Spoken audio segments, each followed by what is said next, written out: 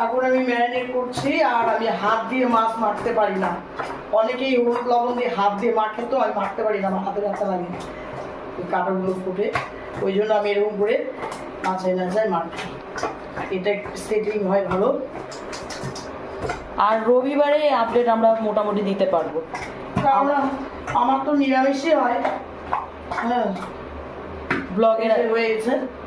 নাচাই নাচাই নিলে হাত দিয়ে একদম মারতে পারি না বন্ধুরা, আমি আর কি বলবো, আমার হাতে প্রচন্ড লাগে।